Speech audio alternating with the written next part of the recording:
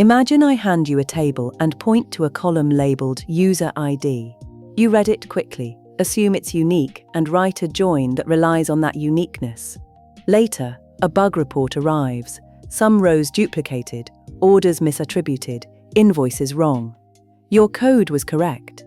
Your assumption was not.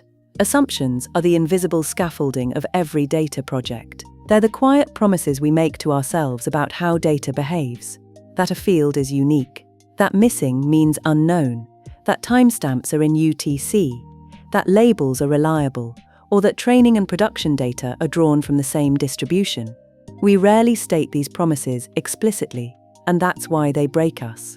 This episode is about semantic assumptions, the implicit expectations about meaning that underpin how we design, integrate, analyze, and automate with data.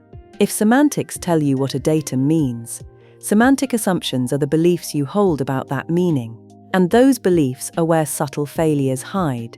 Let's unpack this with a handful of recurring assumptions and show why each one matters. Assumption 1. Uniqueness and identity. When you see id, you assume it identifies an entity uniquely. But systems blur boundaries. Is user ID globally unique across shards, or only unique per region? Is it a stable identifier, or something that can be recycled after deletion? Joins, deduplication, and referential integrity all rely on identity assumptions. Get the identity wrong, and you get glued together histories and wrong attributions. Assumption 2. Unit and scale. Numbers are deceptive. A column duration 30, is that seconds, minutes, or days? Is revenue 100 in cents or dollars? Many analyses silently convert units or compare numbers assumed to be on the same scale. Those silent conversions are a common source of catastrophic misinterpretation. Assumption 3. Missingness as unknown. We often treat missing values as unknown or not applicable. But missingness can be informative. In medical data, a missing test result might mean the test wasn't ordered because the doctor didn't suspect the condition. In logs, a missing field might reflect a version mismatch. Treating missing as ignorable is a semantic assumption that can bias models and analytics. Assumption 4. Stability over time, also called stationarity. Many models assume the future will look like the past, but product metrics, user behavior, and external conditions drift. A classifier, trained on pre-2024 data, might fail on post-2024 user patterns. When meanings shift, a label definition changes, a unit is reinterpreted, your assumptions about stability crumble. Assumption 5. Label correctness. Supervised learning assumes labels are true, but labels come from humans or heuristics. They can be noisy, biased, or systematically wrong.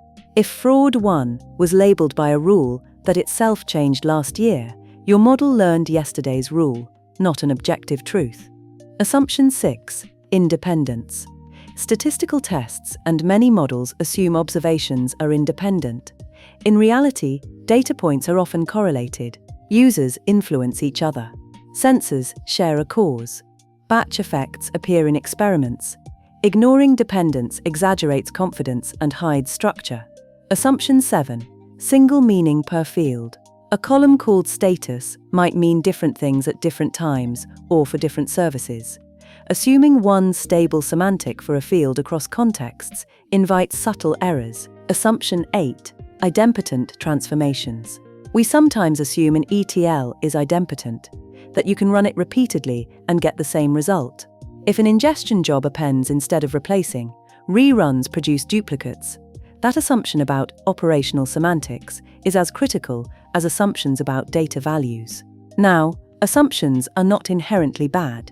They're necessary. You can't ship a pipeline that reasons about everything. But you should make assumptions visible and test them. Here are practical patterns to manage semantic assumptions. 1. Document assumptions as first-class artifacts. For each dataset or API, maintain a short assumptions section in the schema. Include identity constraints, units, missingness semantics, expected distributional ranges, update cadence, and stability guarantees. Think of it as the contract you and your future self rely on. 2. Encode assumptions in tests. Turn assumptions into automated checks. If user ID must be unique, assert uniqueness. If price must be non-negative and in sense, validate that. If labels should be stable, write drift detection tests. Tests make assumptions executable and falsifiable. 3. Capture provenance and versioning. When schemas evolve or pipelines change, version them and record change logs. If a field's meaning changes, a time-stamped migration note should accompany it. Versioned contracts let consumers detect when an assumption they made is violated. 4. Treat missingness as a feature.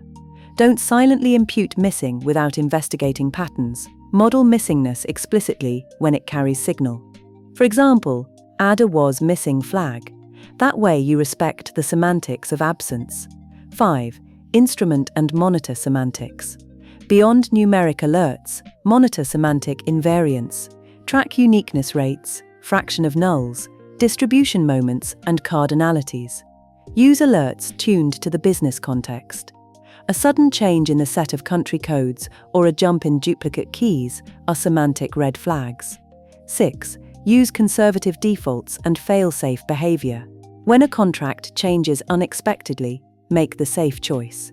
Fail the job. Route traffic to a shadow pipeline, or degrade gracefully. Silent degradation is worse than a loud failure that triggers human review.